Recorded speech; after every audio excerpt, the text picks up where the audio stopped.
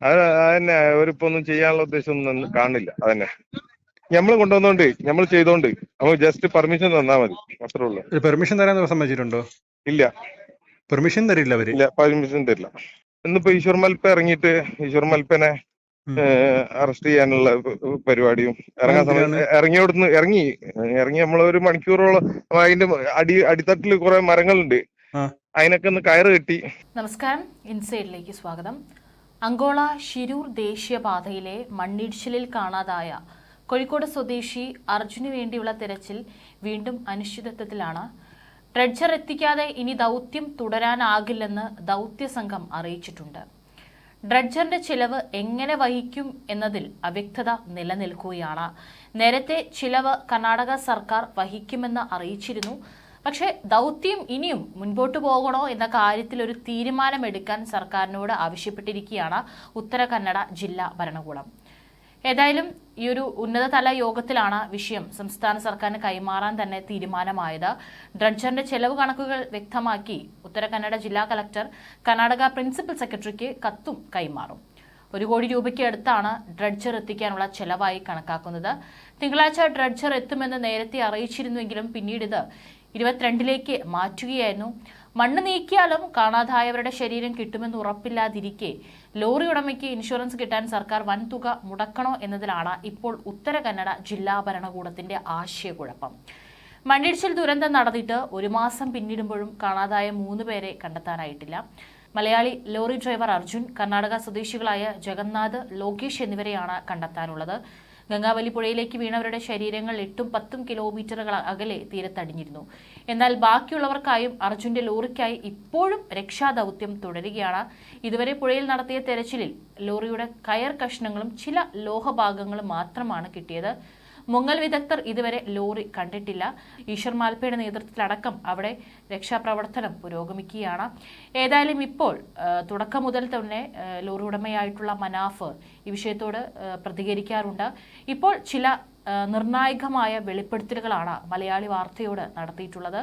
കാരണം എന്താണ് അവിടുത്തെ സർക്കാർ ഇനിയും ഈ ഒരു ഉഴപ്പ് തുടരുന്നത്, അല്ലെങ്കിൽ ഇതിനുള്ള ചെലവ് മുഴുവൻ ഞാൻ വഹിക്കാം എന്നുള്ള രീതിയിലെല്ലാം തന്നെ അദ്ദേഹം പ്രതികരിച്ചിട്ടുണ്ട്. ഏതായാലും അദ്ദേഹത്തിന്റെ പ്രതികരണം വളരെ നിർണായകമാണ്. അത് നമുക്ക് കേൾക്കാം. പൈസ നമ്മൾ എടുത്തോളൂ, കുഴപ്പമുള്ള കേസല്ല. അല്ല, ജസ്റ്റ് ഒരു പെർമിഷൻ തന്നാ മതി. മിഷൻ അവർ കൊണ്ടുവരുന്ന ഉറപ്പ് വന്നിട്ടുണ്ട്. ഇപ്പം അല്ല, ഓര് വേണ്ട, നമ്മളതായ മെഷീൻ കൊണ്ടുവന്നോണ്ട് വേറെന്ത് ചെയ്യാം. ഹലോ, അവരിപ്പോ എന്താ പറയണത്?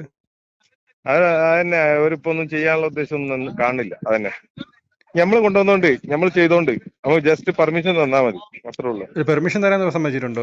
ഇല്ല, പെർമിഷൻ തരില്ല അവര്. ഇല്ല, പെർമിഷൻ തരില്ല. ട്രഡ്ജർ അവർ കർണാടകത്തിലുണ്ട്, തരുന്നില്ല. അതെ, ഇപ്പത്തെ വിഷയം ഇപ്പൊ ഇവിടുന്ന് ഒരു പണാണല്ലോ പ്രശ്നം. ആ പണം പ്രശ്നമല്ല. മറ്റുള്ളവർക്ക് തോന്നുന്നത് ഈ ഇൻഷുറൻസ് തുക കിട്ടാൻ വേണ്ടിയിട്ട് കളിക്കുന്ന കളിയാണെന്നല്ലേ തോന്നുന്നത്. അല്ല, ആ പൈസ നമ്മൾ എടുത്തോണ്ട്. ഹലോ, ട്രഡ്ജറിൽ പൈസ ചേട്ടൻ കൊടുത്താന്ന് കർണാടക സർക്കാർ പറഞ്ഞിട്ടുണ്ട്. നമ്മൾ ചെയ്തിട്ടുണ്ട്. അതൊന്നൊരു ഇതല്ല. അപ്പൊ സർക്കാർ എന്താ, കർണാടക സർക്കാർ എന്താണ് ചർച്ചയിൽ എന്താണ് പറഞ്ഞിട്ടുള്ളത്? അറിയില്ല, എന്താ ഒരു ചർച്ച എന്താന്നുള്ളത് അറിയില്ല. അവര് പെർമിഷൻ തരാനില്ല എന്നുള്ളതാണ്. ഒരു ലോറി എടുക്കാൻ ഇത്രയും 98 ലക്ഷം റുപ്യ മുടക്കാൻ ബുദ്ധിമുട്ടാണെന്നുള്ളതാണ്. അല്ല, അപ്പൊ മനാഫ് ഈ പൈസ മുടക്കാം എന്ന് പറഞ്ഞില്ലായിരുന്നു അവരടുത്ത്? ഞാൻ ഇന്ന് പറഞ്ഞിരിക്കണു. അപ്പൊ അവരെന്താ മുടക്കാന്നുള്ള അല്ല, എനിക്കറിയില്ല, ഒന്നും അറിയില്ല. അത് ഞാൻ ഇന്ന് കർണാടക ന്യൂസ് ചാനലിലൊക്കെ പറഞ്ഞിരിക്കണേ. നമ്മൾ പൈസ മുടക്കിക്കൊണ്ട് ഞങ്ങളെ രീതിയിൽ നമ്മൾ കൊണ്ടുവന്നോളാം, ഞങ്ങളെ രീതിയിൽ തെരഞ്ഞോളാം. ഇന്നിപ്പോ എന്താണ് അവിടെ സംഭവം?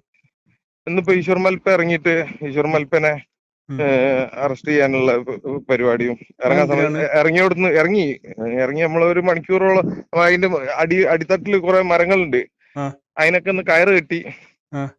ആൽമരുണ്ട് വലിയ, അത് ഇട്ട് കഴിഞ്ഞാല് ആരുടെങ്കിലും ഒക്കെ ബോഡികൾ അതില് അമർന്ന് കിടക്കുന്നുണ്ടാവുന്ന ഇവര് അത്രയും വിശ്വസിക്കുന്നുണ്ട്. ഈശ്വർ മൽപ്പിൻ ടീമും അങ്ങനെ വിശ്വസിക്കുന്നുണ്ട്. അങ്ങനെ എന്തുണ്ടെങ്കിലും പൊന്തി വന്നോളൂ. അല്ല, ഇങ്ങനെ ഈശ്വർ മൽപ്പ എടുക്കുന്നുണ്ട്, അറസ്റ്റ് ചെയ്യേണ്ട ആവശ്യം എന്താണ്? ആർക്കറിയാം. മലയാളികളോട് ചോദിച്ചിട്ട് എന്താ കാര്യം? ഇവിടെ ഉള്ള ആളുകൾ, നമ്മള് ഇവിടെ സാധാരണക്കാരല്ലേ, നമുക്ക് എന്താ അറിയാൻ ഇവരെ അജണ്ട എന്താന്നുള്ളത്. ഇപ്പൊ ഈ ജെൻഡർ കൊണ്ടുവരാൻ സർക്കാർ സമ്മതിക്കുന്നില്ല.